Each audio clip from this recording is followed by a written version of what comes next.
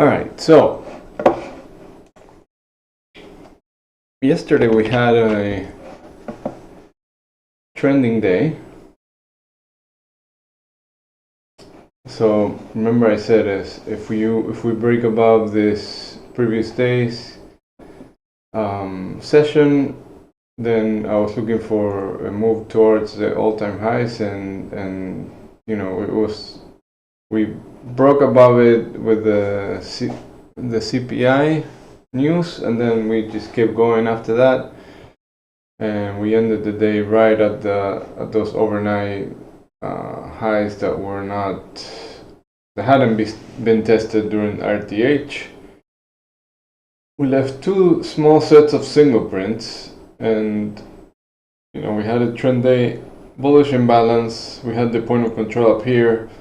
Target for this bullish imbalance is at 65.16, which is very close to SPX 6500, which is a strike where we have a lot of option activity, and it's a pretty big magnet, and it looks like we are slowly grinding higher to get there, right? We've been one-time framing up since August, since the beginning of August.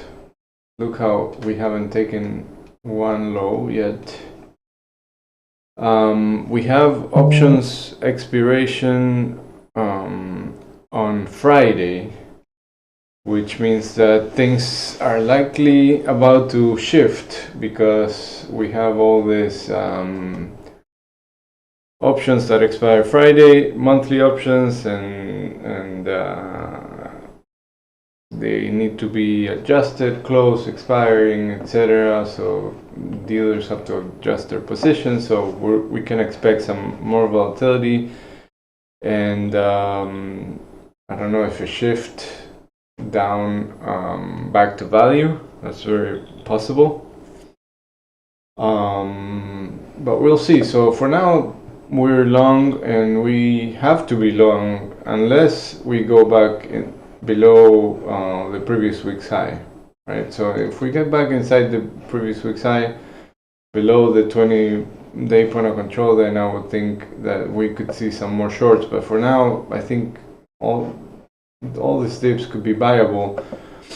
Now remember, we had a big range yesterday, so even if we pull back all the way to value area low, or even towards the previous week's high, we're still going to be one-time framing higher, right?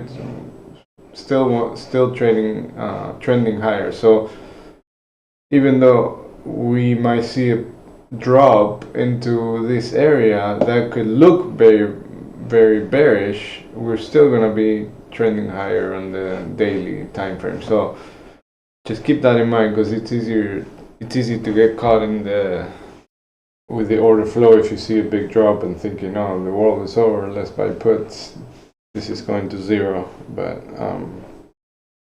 that is not the case yet, unless we start getting back inside the previous week's range, and then get below this whole area of support. So for today, opening with a gap. Inventory is pretty balanced. We have a double distribution in the overnight session. So first thing to look for is, do we keep this grind going and get towards that 6500 area, or do we attempt to get back inside yesterday's range?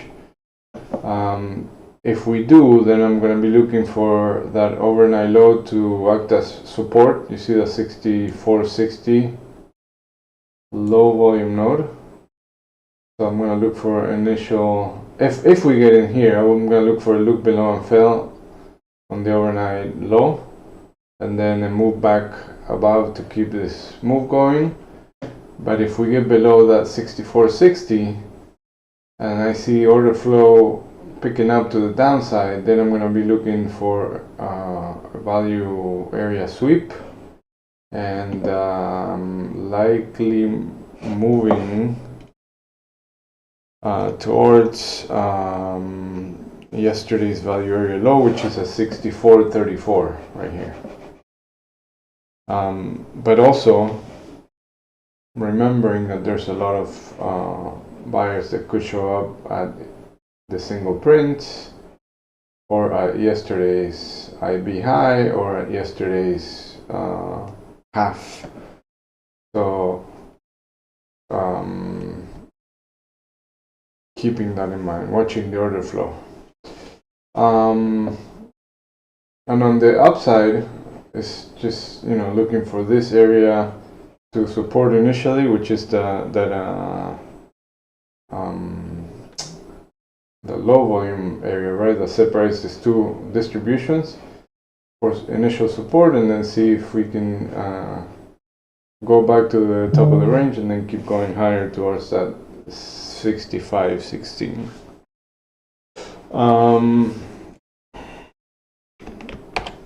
At which point, by the way, if we get there to the 65.16, I'm going to be watching for a reversal. Depending on what time of the day we get there. If we get there and I see that we're consolidating here and putting a lot of volume, and then eventually break above it, then it might continue and squeeze the shorts. But if I see that we get there and then we start rejecting, I might take a short there, because that's the 6,500 call wall on SPX, which might be a good spot for a reversal. Or if I see that we're heading there today, I might do an iron fly, selling those 6,500 calls on SPX. If I'll do that, I'll post it on the Discord. NQ had a target at 2480 imbalance from yesterday. I'm watching that. We're very close to there. We're 60 points away. But you know, we're already above the 2400, but structure pretty much very similar. Still one time firming higher. Watching yesterday's range, and if we go inside the previous week's range, then looking for a move down to 490, 23,490. Let's see, crude. So crude, after breaking below this low volume area, it had all these lows that were not tested in the past, like all these references, and finally today was able to take the last few that were left untested. All these red lines are previous lows that were not tested. So finally tested, got below it, and then started bouncing. So maybe this is the beginning of a bounce. If that's the case, this could be a good long entry with a stop below this low, and then target the 64.10 area, and then see if it can continue higher and break this low volume area.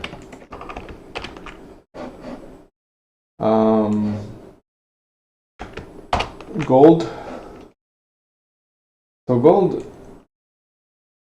it's interesting the fact that it made new highs and then came down, but when it came down, it came to the bottom of the range, and then value shifted lower. So remember that the point of control was here at 34.35, and now I spend a lot of time on volume accepting here at the 34.05 area. So now it's looking a little bit like it wants to start reversing again. If this holds, if we hold above this area, then looking for 34.55, and then this is going to be resistance. I think that if we get here, then we might see another leg down. So now if this doesn't hold, then, you know, looking for the little bit of support here at the 50 moving average, below 76, below 33.76, and then if that doesn't hold, then 33.48 will be the next target. All right. Let's see. What's the other? So we have today we have crude inventories at 10:30, and then there's an announcement that Trump is making at 11:15. I don't know what that is about. And then some Fed speaking at 1 p.m. And then tomorrow we have PPI and jobless claims, so more fuel for volatility into OPEX. All right, good luck, and I'll see you around.